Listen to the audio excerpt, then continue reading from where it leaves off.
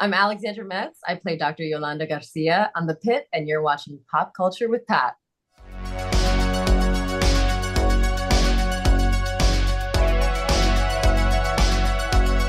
Guys, welcome back to Pop Culture at Pat. So I'm so excited to be joined by today's guests. Today I am talking to Alex Metz, who plays Dr. Garcia on The Pitt. Thank you so much for your time today, Alex. Thank you. I appreciate it. Yeah, you are very welcome. Excited to talk to you. Absolutely Bye. loving the show. Man, what an episode that we had last night with episode 13. Literally just finished watching it early. I didn't get a chance to watch it last night, so I just watched it earlier today. Yeah. Just like, oh my God, this show just kills me every single week. It Yep.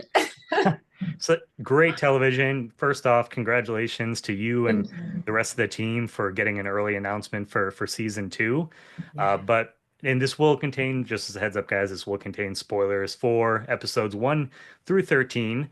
But just to kind of start things off, what information did you get about the character? And as far as like, what do you want to bring to the character? Maybe if it wasn't even in the script, just to kind of make her your own.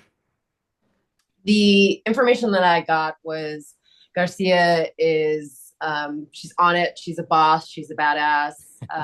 She's got an ego, maybe a little bit arrogant at times, but she's right and she knows it. And that was really fun to play with. I was immediately down to jump into that world. And even though, of course, there's the challenge of playing someone who knows exactly what they're saying in such a specific setting with the jargon and people's lives at hand, it was such an amazing challenge. I've just loved the experience. Now I'm curious for you because I've talked to other people on the cast. Did you come into this thing with any kind of medical background, or was this all kind of new for you? It's funny. I actually, when I went to college, my major was human biology with a theme in race and gender. And as part of the program, I was in an 8-year medical program that I was going to say I auditioned for it. I applied for it when I was in high school. And I got into it's Brown University's program for liberal medical education. And the liberal aspect of it is it allows you to not have to take the MCATs and still have a really diverse education where you can study other things outside of medicine in order to make you a more well-rounded doctor in the end if you go through the medical school portion, which I did not. I always knew that I loved the sciences and I have such a deep appreciation for healthcare, but it wasn't what I was drawn to. My sister went through the program and I got to see a bird's eye view of what it was like, and she was meant for it. There you go. So you had some experience coming into this because I A like I know little, yeah. myself, I have absolutely no background in the medical field, so I can only imagine coming into a role like this and seeing some of the terminology, just the quick back and forth dialogue between your characters, and it's like Yeah. that it would be a nightmare trying to like memorize all that stuff and sound convincing. So Yeah, yeah. I remember doing the audition with a friend of mine, and she was doing such a great job of keeping up with the jargon and the pace that I asked her. I had a feeling it was going to be paced up if it was going to be accurate. And it was so well written that I knew it was going to be accurate in the end, how it was portrayed. And at the end, she was like out of breath. And she was like, I don't know. I would never want to be on a show like this. And I was like, I understand the sentiment, but I feel at home. I feel oddly right where I'm meant to be. And it just goes to show you it yeah, worked out. yep. And so up to this point too, because we come into this, it's the one shift. We already these characters, some of them have been working there for a while now. Have you kind of thought about what Dr. Garcia's backstory, how she got into the field, what kind of influenced her to get into there? Yeah, I have my own little background that I gave myself. And, one thing I'll say is a lot of these characters are transplants. They're not Pittsburgh natives. But this hospital in particular was one that I think drove Garcia to want to work there. And, the level of expertise and the traumas that they get, especially in this episode, as you see, is something that I think preceded the hospital's reputation. And in my own storytelling, was like that's the best hospital. It's the top of out of all the nation's hospitals, especially for surgery. So that's where she wants to be because she knows she's the best.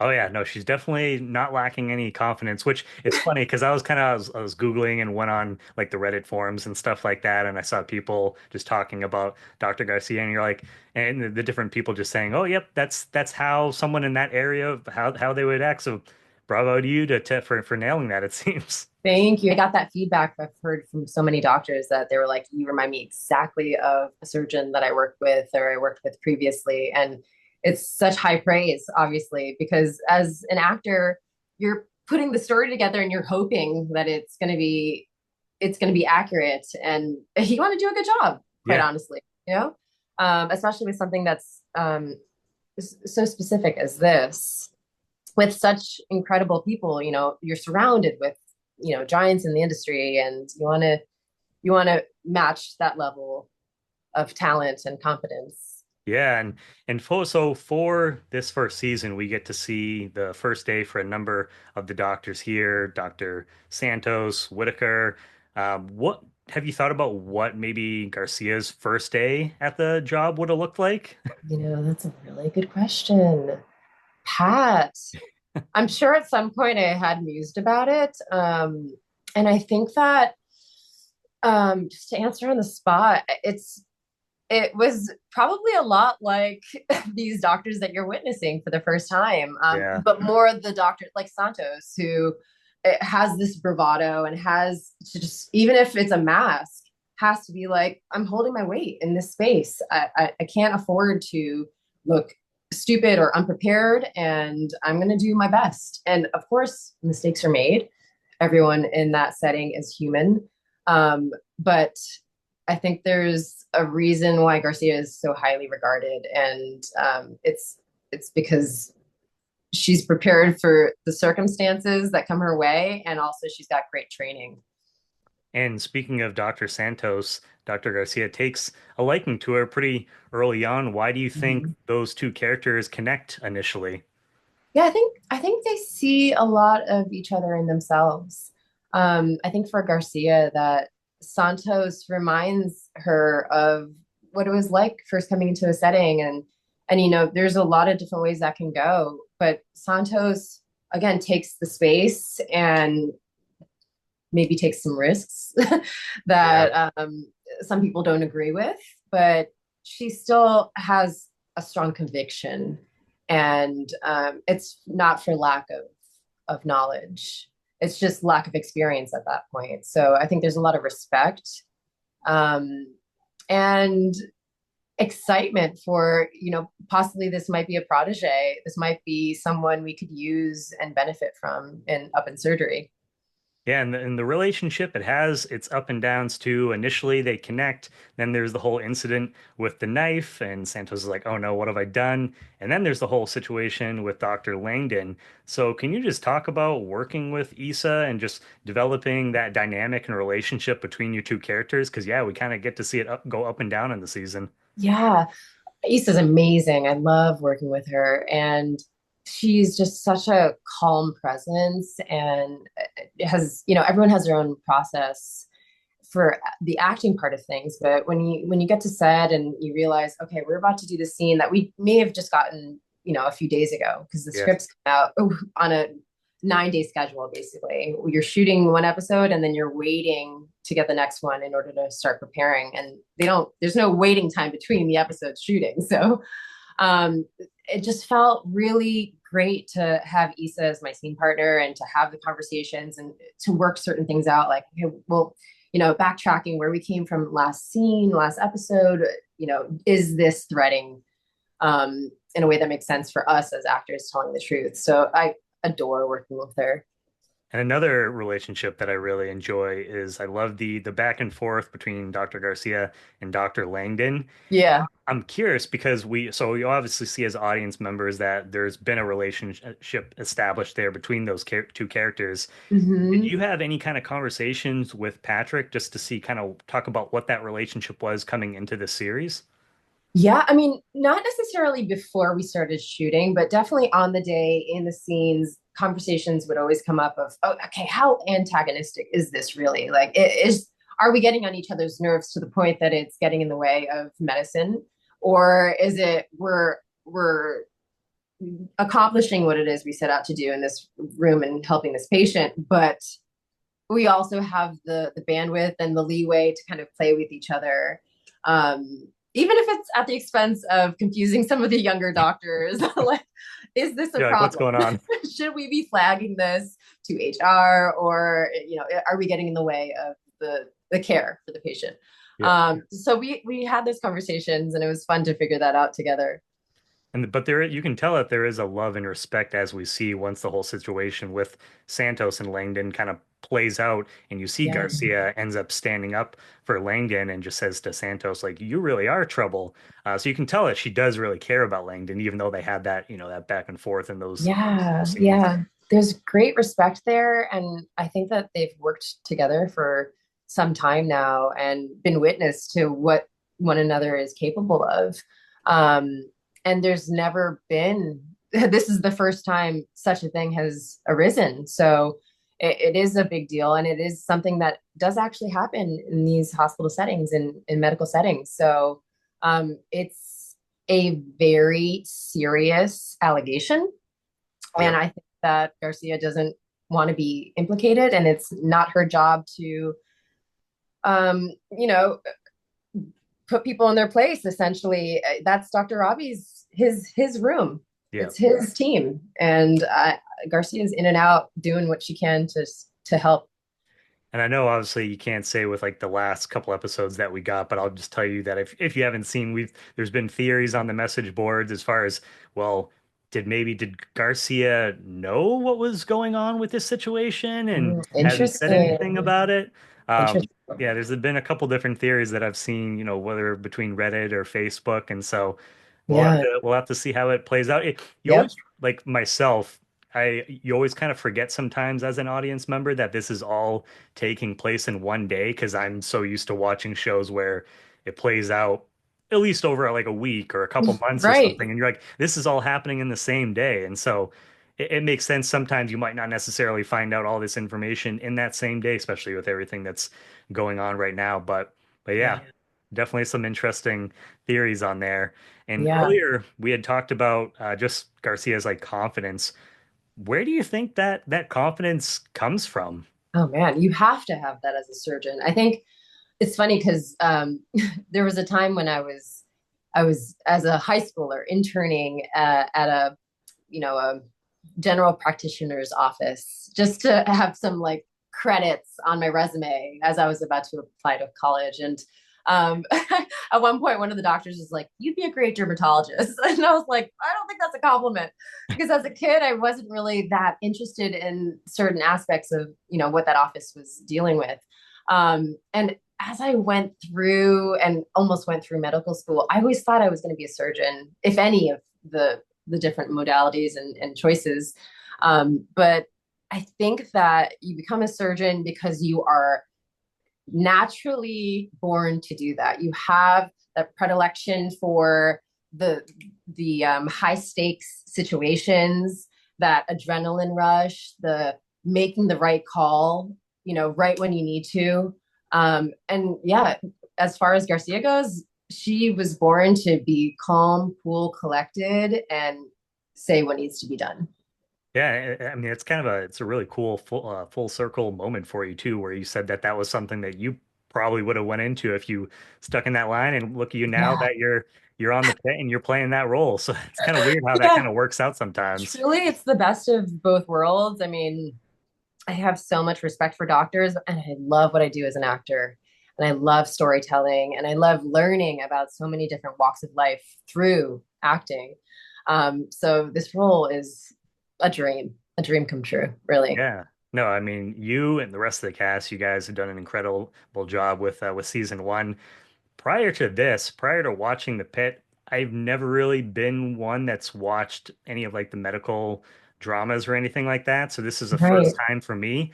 And so I got into the series a little bit later, but Oh, interesting. I ended up watching it was like all 10 episodes in like 2 days. Oh my God. So I went through it and now I'm, obviously now I'm all caught up and everything. And yeah, just so even though I don't necessarily know maybe all the phrases of like the different procedures and stuff like that, it's really fascinating. And I've got a newfound respect just for everyone that works in that field, having personal experience with that not too long ago, and just, I've said it to other guys too, just that it takes a special type of person to work in those positions and just to deal with what they have to do, every single day. Yeah, yeah. I've had surgery done on me a couple times, and it's not an easy thing to to relinquish control of your life Yeah. into someone else's hands. And it's not like we're interviewing doctors, or sometimes you do. For my ACL, I kind of did that, but you are just saying, okay, I trust you. Yep. Do your job as best as you can, please. Yeah, yeah, and it's no pressure or anything like that. No pressure. And I mean, this show, this first season, deals with some pretty heavy topics throughout the season, but episodes 12 and 13 just, next level as far as kind of that goes. Can you just talk about, I feel like it had to feel different on set filming those episodes. How did that kind of compare to filming the rest of the season? That's a great question. It's interesting because I I would have assumed it would have been like a frenetic higher pace, um, compared to the rest of the season where it's already been that level of pace. So it's like, how much more frenetic can it Yeah, really get? And to see it on the day shooting, but also as an audience now watching this calm, it's this eerie calm that, I mean, it just feels, everything about the show really feels accurate. But I can only imagine that that's really what it must feel like to be in a room where there's such a horrific tragedy and so much stress placed on an already stressful place, that you just, those people have to lock into this level of focus and attention, and also of not letting the emotions pour out. They're exhausted at this point. They've seen so many different cases and helped so many different patients. And I get emotional thinking about the fact that, who's taking care of these doctors, because yeah. it's a real problem, especially in our nation with um, gun tragedies and the lack of gun control. So they're still having to push through their workday and do the best that they can to help people while being witness to just horrificness. Oh yeah.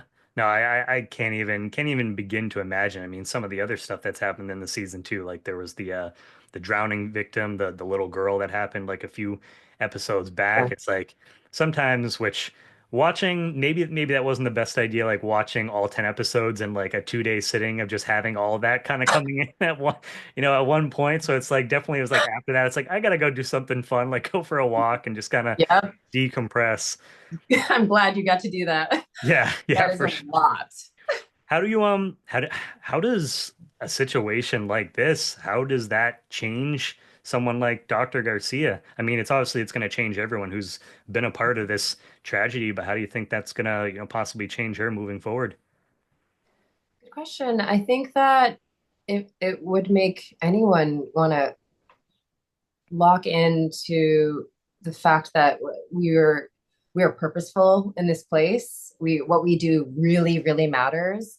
And so at that point, you feel like you just want to sharpen your tools and really be, she's going to be taking her boards.